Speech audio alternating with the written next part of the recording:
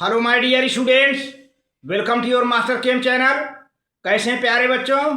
Very good. आज मैं Amla Shankar Yadav Master Chem channel की तरफ से क्लास 11th के बच्चों को वीडियो लेके आया हूं। Classification of elements and periodicity in properties chapter से। तो प्यारे बच्चों, आज के वीडियो हमारा जो डिस्कशन होगा इलेक्ट्रॉन गेन एंथैल्पी, जिसको कहीं न कहीं थोड़ा सा हट करके इलेक्ट्रॉन एफिनिटी भी कहते हैं। थोड़ा सा डिफरेंस है इलेक्ट्रॉन गेन एंथैल्पी और इलेक्ट्रॉन एफिनिटी में। दोनों बातें करीब करीब एक ही हैं, हल्का सा लास्ट में डिफरेंस देखने को मिलेगा। बहुत बढ़िया वीडियो है इलेक्ट्रॉन गेन एंथैल्पी, क्योंकि इसका नाम ही है इलेक्ट्रॉन गेन एंथैल्पी।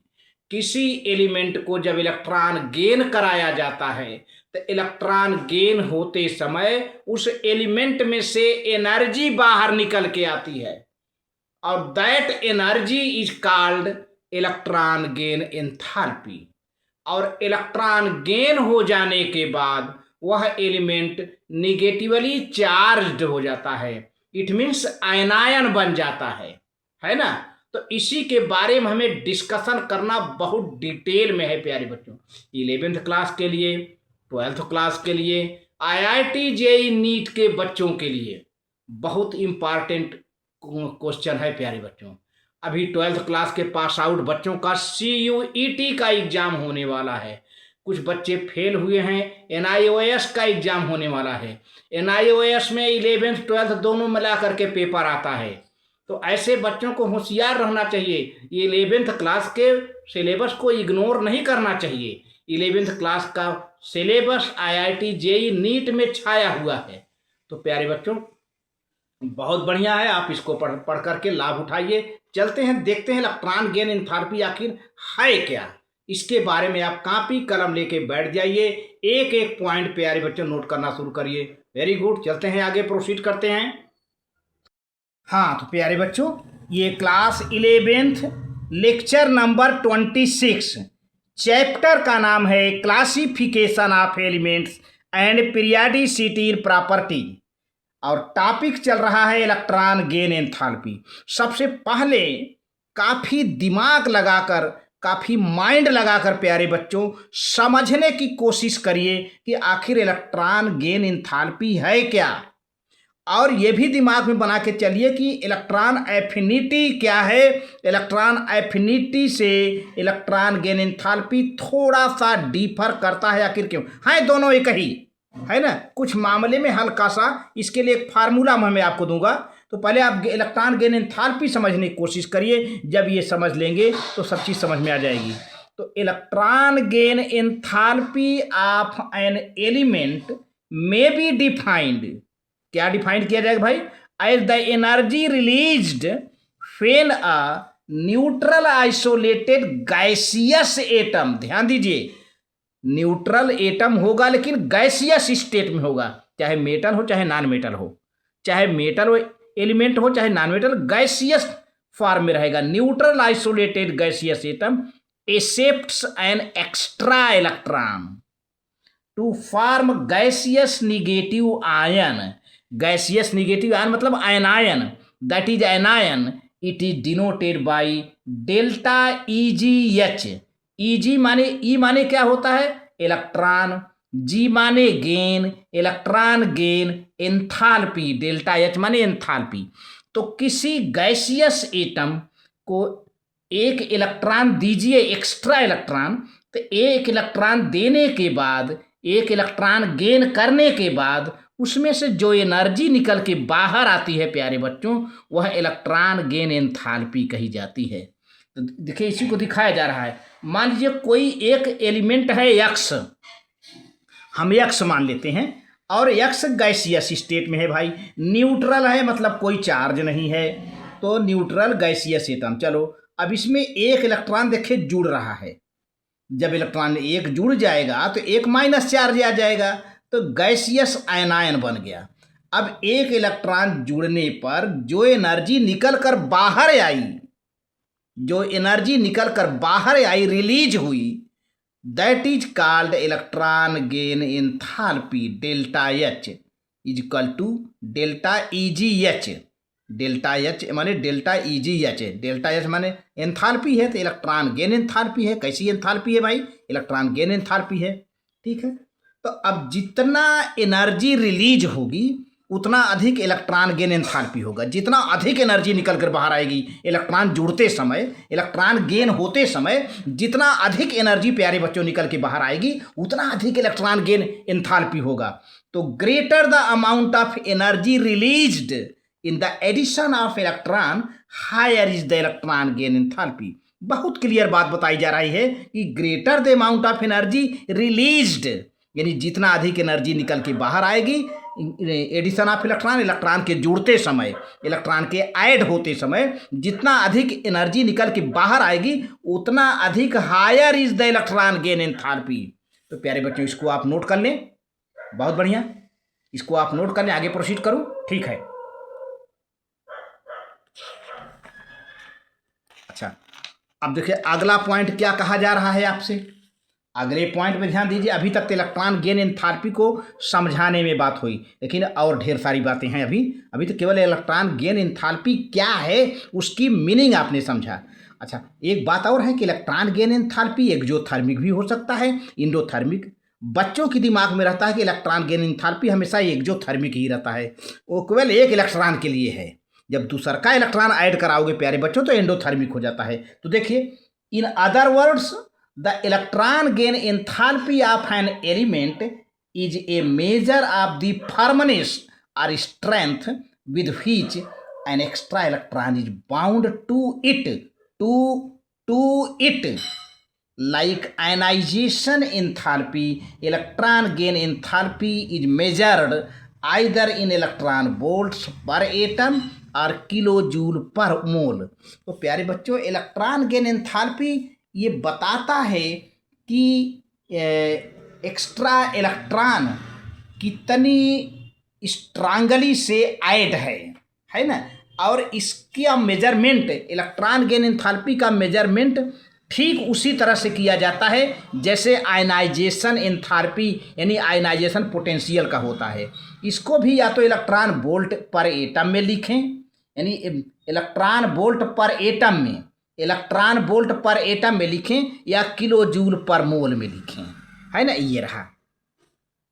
अच्छा, अब रही बात कि निगेटिव और पॉजिटिव वाली बात होती है भाई, यहाँ पे ये ध्यान देना है और यही मेन चीज़ है, कब निगेटिव हो जाती है कब पॉजिटिव। तो अब आपको ये ध्यान देना होगा एक्सोथर्मिक एंडोथर्मिक। एक्सोथर्मिक का मतलब होता है हीट का बाहर निकलना, एनर्जी का बाहर निकलना। एंडोथर्मिक का मतलब होता है कि बाहर से एनर्जी लिया जाना, यानी बाहर से एनर्जी सप्लाई हो, तो एंडोथर्मिक है। अच्छा चलिए, एक्सोथर्मिक एंडोथर्मिक का मीनिंग बता दिया।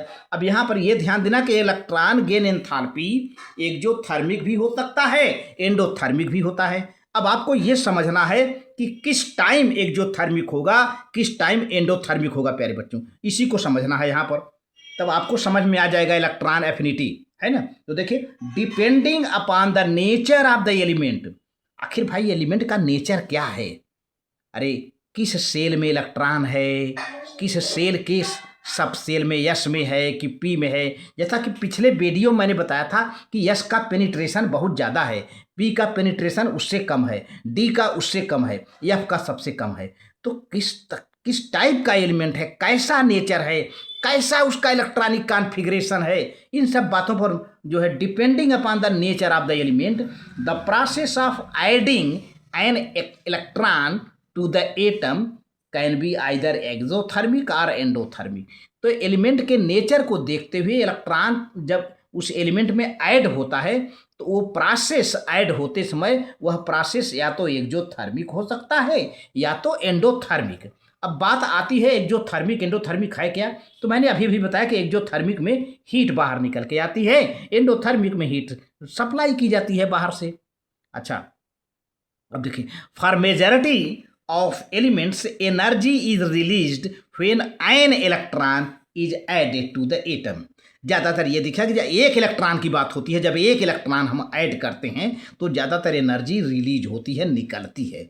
पहला इलेक्ट्रॉन, फर्स्ट इलेक्ट्रॉन जब ऐड होता है तो उस टाइम एनर्जी प्यारे बच्चे, उस टाइम एनर्जी बाहर निकल के आती है, यानी एक्सोथर्मिक प्रोसेस होता है। तो वही बात कहा जा रहा है कि for majority of the element energy is released when an electron, ion माने एक, when one electron is added to the atom. Therefore for such element the electron gain enthalpy is negative. Negative का मतलब exothermic. तब उस समय electron gain enthalpy क्या होती है? निगेटिव होती है। जब पहला इलेक्ट्रॉन ऐड किया जाता है तो एनर्जी बाहर निकल के आती है, और वह एनर्जी कैसी होती है? निगेटिव होती है। इलेक्ट्रॉन गेन एंथैल्पी निगेटिव में देखिए हमने कैपिटल लेटर में लिख दिया है ना। For example the electron gain enthalpy of hydrogen, यानी ग्रुप नंबर 17, पीरियाडिक टेबल के ग्रुप नंबर 17 में हाइड्रोजन है। ये हाइड्रोजन क्या है भाई? फ्लोरीन, क्लोरीन, ब्रोमीन, आयोडीन, एस्टाटाइन, ये सब हाइड्रोजन हैं। तो जितने ग्रुप 17 के 17 नंबर ग्रुप के 17वें ग्रुप नंबर के सभी हाइड्रोजन एटम का इलेक्ट्रॉन गेन एंथैल्पी निगेटिव होता है।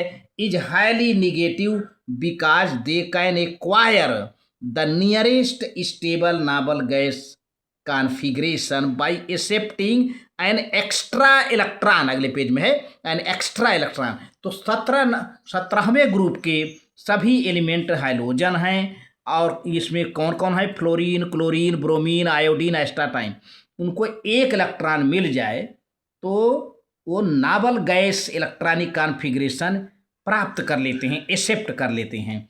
तो इनका इलेक्ट्रॉन गेन एंथैल्पी प्यारे बच्चों निगेटिव होता है। याद रखिए, हाइड्रोजन का इलेक्ट्रॉन गेन एंथैल्पी निगेटिव होता है। पहला इलेक्ट्रॉन ऐड कराने पर एनर्जी रिलीज होती है। आप इसको नोट कर लें प्यारे बच्चों। आगे आगे प्रोसीड करें। ठीक,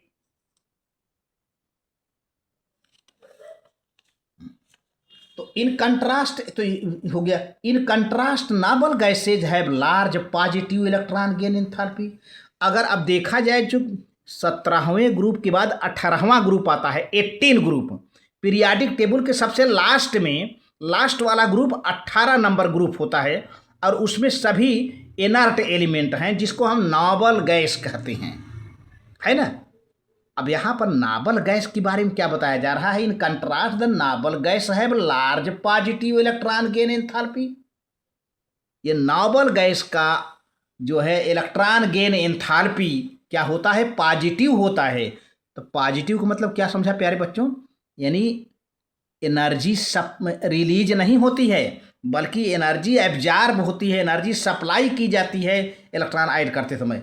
because the extra electron has to be placed in the next higher principal quantum energy level shell, thereby producing highly unstable electronic configuration.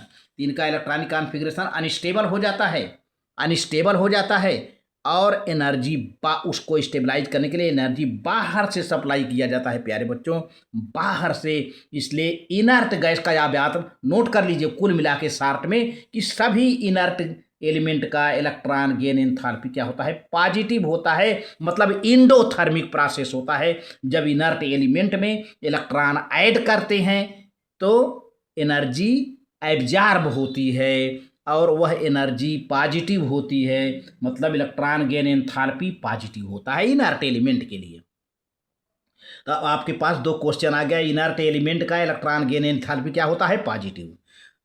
Group number 17 element का इलेक्ट्रॉन गेन एंथैल्पी क्या होता है? Negative. या ऐसा कोई element जिसमें energy release हो, उसका इलेक्ट्रॉन गेन एंथैल्पी क्या है?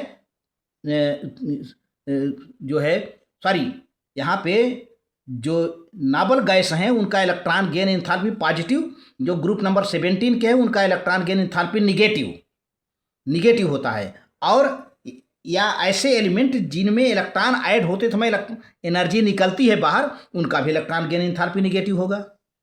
एनर्जी बाहर निकले तो उसका इलेक्ट्रॉन गेन एंथैल्पी निगेटिव। कुल मिलाकर के एनर्जी सप्लाई हो या एनर्जी एब्जॉर्ब हो तो उसका इलेक्ट्रॉन गेन एंथैल्पी पॉजिटिव हो जाएगा। ठीक है। अब सक्सेसिव इलेक्ट्रॉन गेन एंथैल्पी क्या है भाई? माने पहला इलेक्ट्रॉन गेन एंथैल्पी, दूसरा इलेक्ट्रॉन गेन एंथैल्पी, तीसरा इलेक्ट्रॉन, पहला इलेक्ट्रॉन जोड़ने में, दूसरा इलेक्ट्रॉन जोड़ने में, तीसरा इलेक्ट्रॉन ऐड करने में, है ना। Electron gain enthalpy. तो यहाँ पर पहले वाले के लिए मैंने कहा था इलेक्ट्रॉन गेन एंथैल्पी ज़्यादातर जो है निगेटिव होती है, क्योंकि एनर्जी निकलती है। फर्स्ट इलेक्ट्रॉन जब ऐड होता है तो एनर्जी निकलती है, लेकिन जब सेकेंड वाला ऐड करते हैं तो एनर्जी निकलती नहीं है, बल्कि एनर्जी एब्जॉर्ब होती है, एनर्जी सप्लाई करना होता है इलेक्ट्रॉन को ऐड कराने के लिए। तो लिखिए successive electron gain enthalpy like second and higher ionization enthalpy. जिस तरह से आयनाइजेशन एंथैल्पी पहला या उससे ज़्यादा होता है, उसी तरह से second and higher electron gain enthalpy are also possible, संभव है। इलेक्ट्रॉन गेन एंथैल्पी की बात करें तो पहले के बाद सेकेंड ही आता है। सेकेंड और सेकेंड के बाद जितने हायर इलेक्ट्रॉन गेन एंथैल्पी हैं वो भी क्या होते हैं, संभव हैं। After the addition of one electron the atom becomes negatively charged. जब एक इलेक्ट्रॉन हम ऐड कर देते हैं तो उस पर एक नेगेटिव चार्ज आ जाता है प्यारे बच्चों, वह एनायन बन जाता है। अब आप चाहो कि दूसरा इलेक्ट्रॉन ऐड करो तो कितना नेगेटिव चार्ज आएगा, आपकी बार 2 नेगेटिव चार्ज आएगा। तो अब दूसरा जब करोगे तो रिपल्सन हो जाएगा प्यारे बच्चों, क्योंकि एक नेगेटिव चार्ज तो पहले से है, फिर दूसरा इलेक्ट्रॉन ले जा रहे हो तो दोनों में रिपल्सन होगा ना। And the second electron is to be added to negatively charge ion, but the addition of second electron is opposed by electrostatic repulsion and hence the energy has to be supplied for the addition, आ गई बार supplied ने, for the addition of second electron, the second electron gain enthalpy is positive। भाई पहला electron आपने जब add कर दिया तो उस पर निगेटिव चार्ज आ गया, अब आप सेकेंड इलेक्ट्रॉन ऐड करने जा रहे हो तो रिपल्सन होगा, पहले वाला जो निगेटिव चार्ज है उसमें और जो सेकेंड वाला जो ले जाके आप ऐड कर रहे हो उसमें, दोनों में क्या होने लगेगा, रिपल्सन होने लगेगा। अब इस रिपल्सन को कम करने के लिए बाहर से energy has to be supplied to reduce the repulsion, है ना, ताकि सेकेंड इलेक्ट्रॉन भी ऐड हो जाए। तो the second electron gain enthalpy क्या होगी, पॉजिटिव होगी। पहले इसको नोट कर लो प्यारे बच्चों, इसको नोट कर लीजिए। तो यही बात बताई जा रही है लास्ट में कि the second electron gain enthalpy is positive. ये देखिए electron gain enthalpy of an element is positive, bracket देखिए कैपिटल लेटर में लिख दिया। And the process is endothermic. अब प्रोसेस क्या होगा, पॉजिटिव होता है, एंडोथर्मिक। भाई हीट सप्लाई की गई ना, आपने अभी बोला आपने कि हीट सप्लाई की गई। तो अब इसका एग्जाम्पल देते हैं। For example an electron is added to oxygen atom to form oxygen पर एक माइनस चार्ज है। ऑक्सीजन एटम में एक इलेक्ट्रॉन ऐड कर दिया तो ऑक्सीजन पर एक माइनस चार्ज बन गया, यानी ऑक्सीजन आयन बन गया। अब इसमें दूसरा इलेक्ट्रॉन ऐड करोगे तो 2 माइनस चार्ज आएगा, तो क्या होगा, एनर्जी इज रिलीज्ड। जब पहला इलेक्ट्रॉन आपने ऐड किया तो एक माइनस चार्ज आया, उस टाइम क्या हुआ, एनर्जी रिलीज हुई, है ना, तब तो एक्सोथर्मिक हो गया। लेकिन but when another electron is added to oxygen -1 ion to form oxygen -2 ion, the energy is absorbed to overcome the strong electrostatic repulsion between negatively charged oxygen minus ion and the second electron being added। तो प्यारे बच्चों, जब दूसरा electron add करके आप oxygen -2 बनाना चाहते हो तो इसके लिए क्या होगा, दूसरे इलेक्ट्रॉन और ये पहला वाला जो माइनस आयन है ना, माइनस चार्ज है, दोनों के बीच रिपल्सन होगा। इस रिपल्सन को कम करने के लिए बाहर से एनर्जी सप्लाई करते हैं ताकि दूसरा वाला इलेक्ट्रॉन ऐड हो जाए और ये बन जाए। तो अब कुल मिला के बाहर से आप एनर्जी दे रहे होगा, अब एनर्जी रिलीज नहीं हो रही है, तो सेकेंड इलेक्ट्रॉन गेन एंथैल्पी क्या हो जाएगा प्यारे बच्चों, पॉजिटिव हो जाएगा, क्योंकि आप सप्लाई कर रहे हो एनर्जी, मतलब एंडोथर्मिक प्रोसेस होने लगा। देखिए यहाँ पर दिया है फर्स्ट इलेक्ट्रॉन गेन एंथैल्पी, ये ऑक्सीजन है गैसियस एटम में, आपने इलेक्ट्रॉन जोड़ा, ऑक्सीजन -1 बन गया। ये electron gain enthalpy H1, electron gain enthalpy H1 is -141 kilojoule per mole, energy is released exothermic process, साफ लिखा गया है। अब चलिए सेकेंड इलेक्ट्रॉन गेन एंथैल्पी, बस यही ले आओ फिर यहाँ पर, ये ऑक्सीजन माइनस है ना, ऑक्सीजन पे एक माइनस है, यहाँ इलेक्ट्रॉन पर भी माइनस है। भैया दोनों पर क्या होगा, रिपल्सन होगा, ये जाना नहीं चाहेगा क्योंकि ये इसको रिपल करेगा, ये इसको रिपल करेगा, दोनों जाना नहीं चाहेंगे।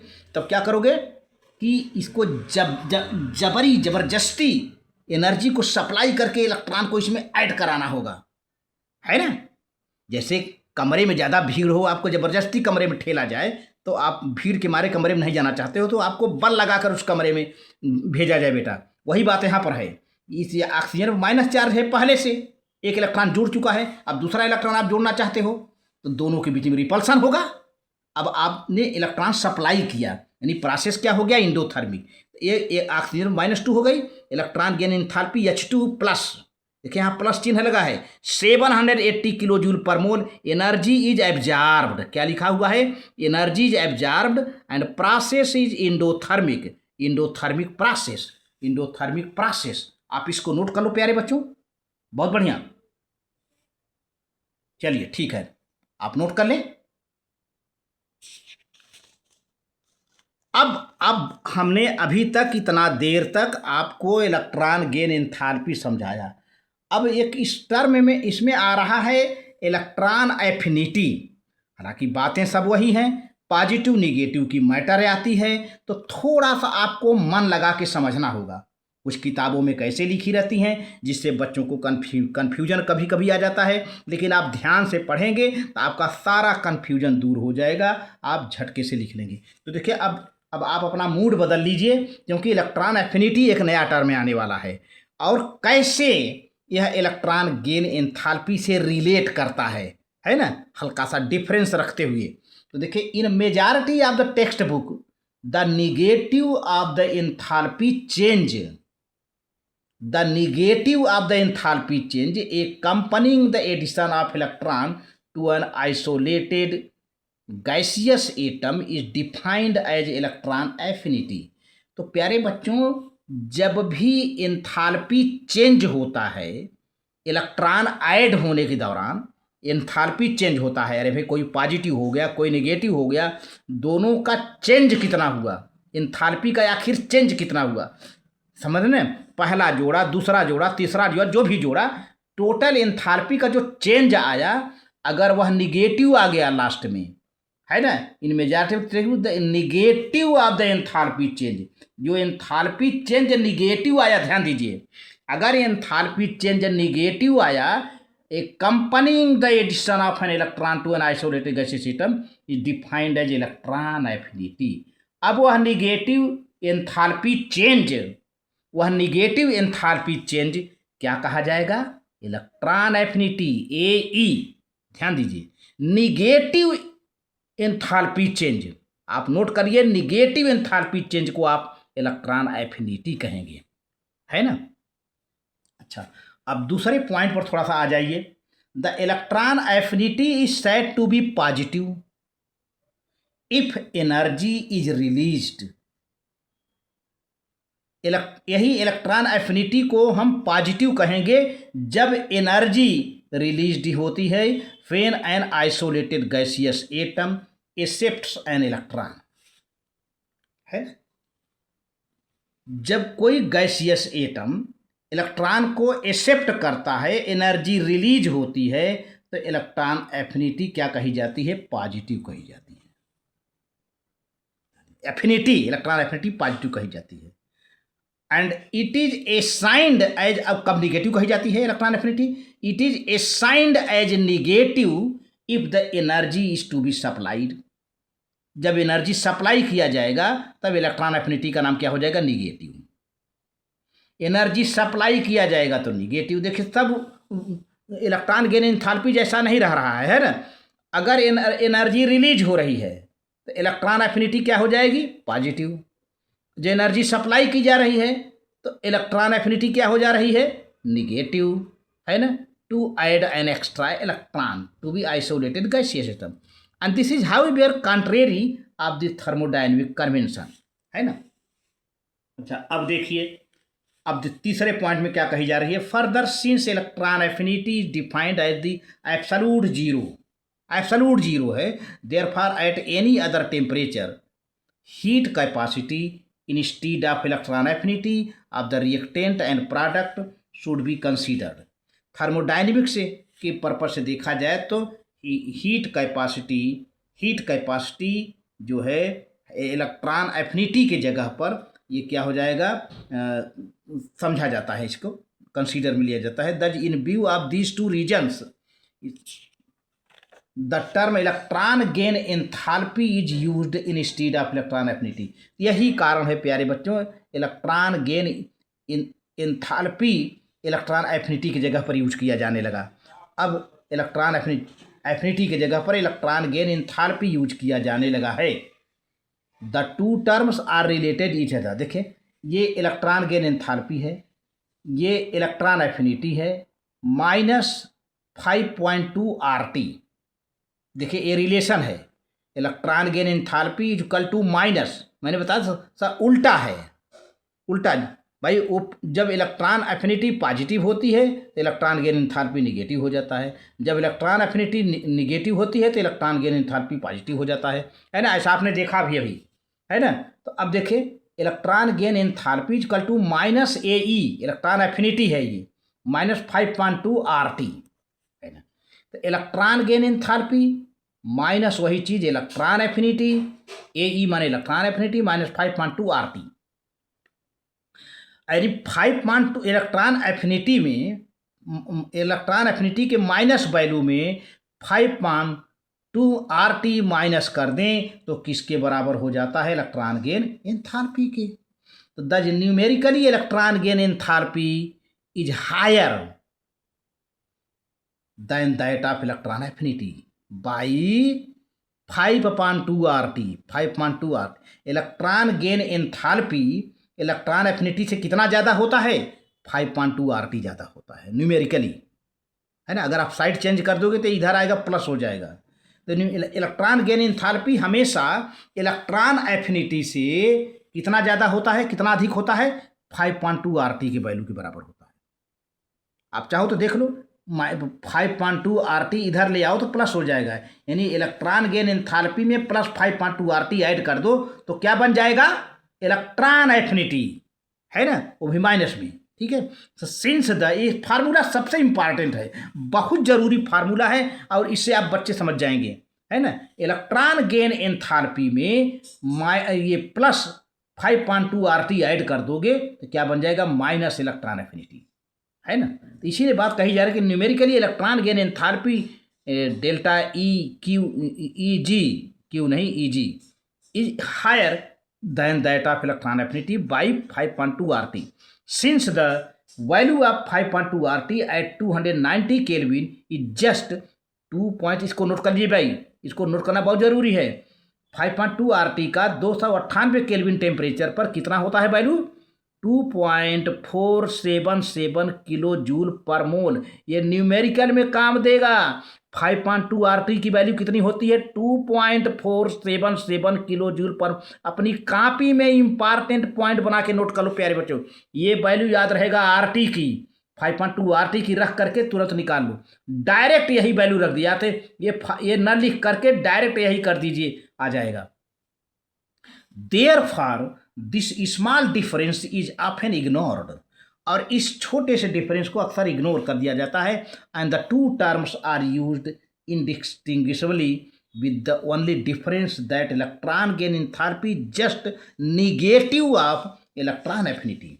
यानी electron gain enthalpy electron affinity का निगेटिव है ना भाई। जब ये निगेटिव होगा तो ये पॉजिटिव होगा तो ये निगेटिव, एक दूसरे के हैं।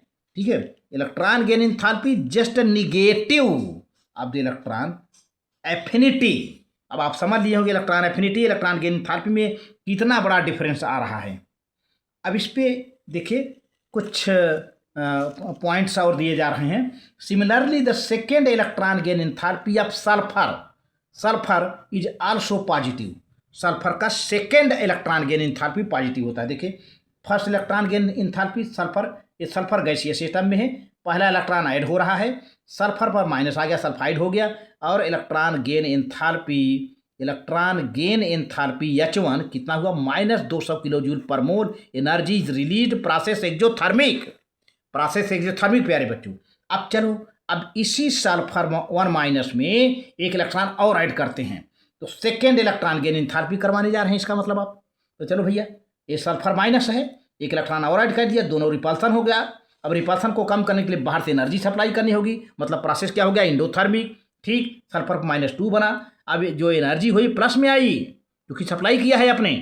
तो 590 किलो जूल पर मोल हो गया energy is absorbed process endothermic. प्यारे बच्चों ये रहा।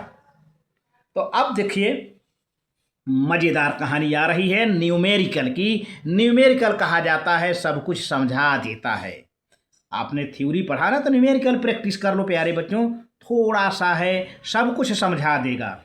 देखिए अब आप मोल तो निकालना जानते ही हो, गिवन मास पर मोलर मास है ना। तो चूंकि किलो जूल पर मोल है, पर मोल माने एक मोल का। देखो electron gain enthalpy of the chlorine is -349 kilo joule per mole, माने क्लोरीन के एक मोल का इलेक्ट्रॉन गेन एंथैल्पी है -349 किलो जूल है per mole. How much energy in kilo joule is released when 3.55 gram of the chlorine is converted completely into chloride ion Cr minus ion in the gaseous state। बहुत बढ़िया सवाल है।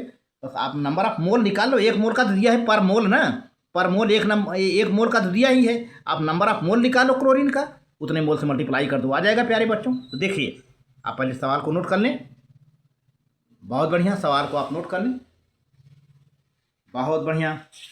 अब देखिए according to the definition the electron gain enthalpy, पहले हम note कर लेते हैं। जैसे जैसे कहा है उसे आप फार्मूला बना लो। ये क्लोरीन गैसीय एटम में है, इलेक्ट्रॉन ऐड हो रहा है, एक ही इलेक्ट्रॉन की बात हो रही है यहाँ पर। तो क्लोराइड आयन गैसीयस बन गया। इलेक्ट्रॉन एंथैल्पी यानी इलेक्ट्रॉन गेन एंथैल्पी लिख लीजिए आप सिंबल में, -349 किलो जूल। माइनस का मतलब एक्सोथर्मिक प्रोसेस हुआ है, पहला इलेक्ट्रॉन ऐड हुआ है, आप अपने दिमाग में बना लीजिए। अब number of moles of chlorine, तो क्लोरीन का क्वेश्चन में मास दिया है कितना 3.55, और क्लोरीन का एटॉमिक मास मोलर मास कितना है प्यारे बच्चों 35.5 ग्राम, यानी 35.5 ग्राम, 35.5 है ना। तो गिवन मास पर मोलार मास कर दिया, यानी एटॉमिक मास, तो कितना आया मोल 0.1 मोल आ गया। बहुत बढ़िया, ठीक है। तो energy released by 1 mole of the chlorine, एक मोल का कितना है 349 की। तो यहाँ पर प्यारे बच्चों आप माइनस से थोड़ा मल्टीप्लाई कर दीजिए, माइनस से कर दीजिए, तो यहाँ पर आपकी वैल्यू ऐसे माइनस में आएगी। तो हो जाएगा इतने मोल से कितना होगा, जब एक मोल का ये है 3.14 नहीं कितना है ज़रा देखें तो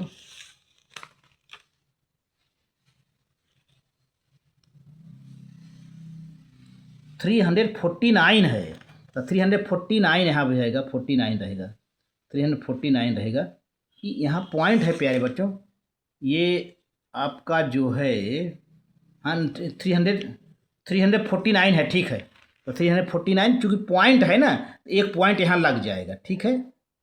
ये 349 है, -349.1 है, मल्टीप्लाई करोगे तो -34.9 किलो जूल पर मोल, ये आंसर हो गया, ये आंसर हो गया, ठीक है। बहुत बढ़िया, बहुत बढ़िया, ठीक है।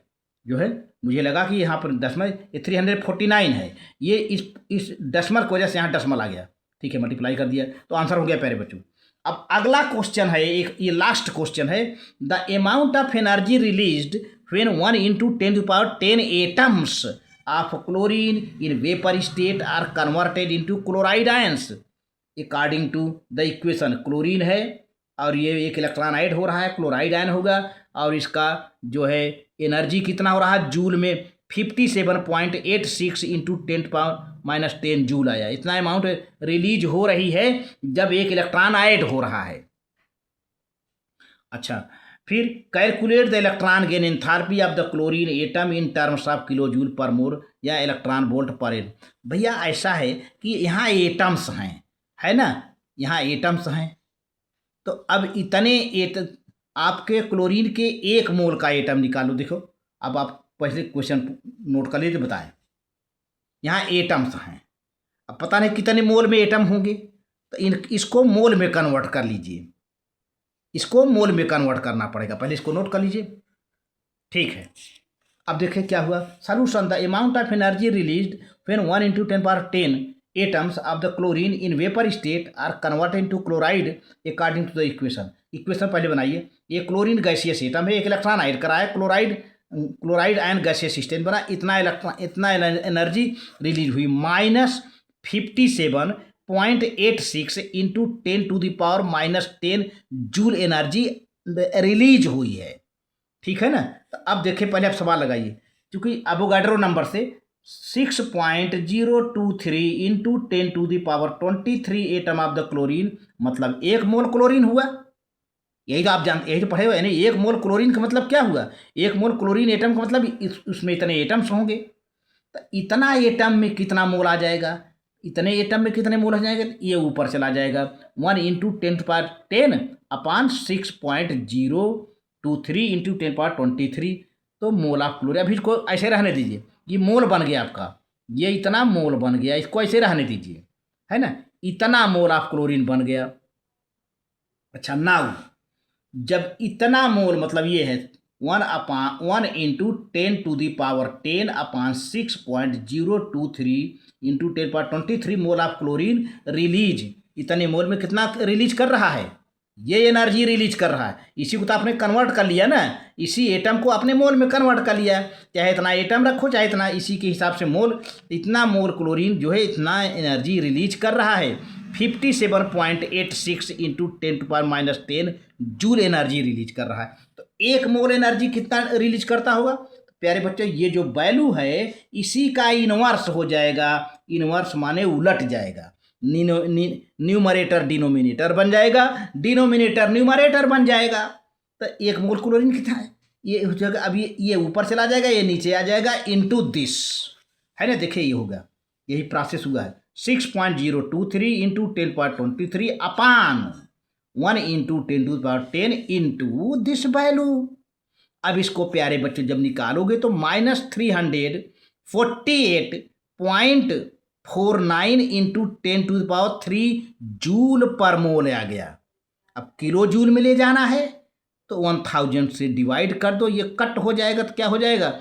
-348.49 किलो जूल पर मोल आ गया। किलो जूल पर मोल। अब इसको इलेक्ट्रॉन वोल्ट में, पहले इसको नोट कर ले, पहले इसको नोट कर लें, फिर इसको इलेक्ट्रॉन वोल्ट में ही ले जाना है। ये सब वैल्यू आपको समझना होगा। अभी इसको इलेक्ट्रॉन वोल्ट में कन्वर्ट करना है, पूछा है।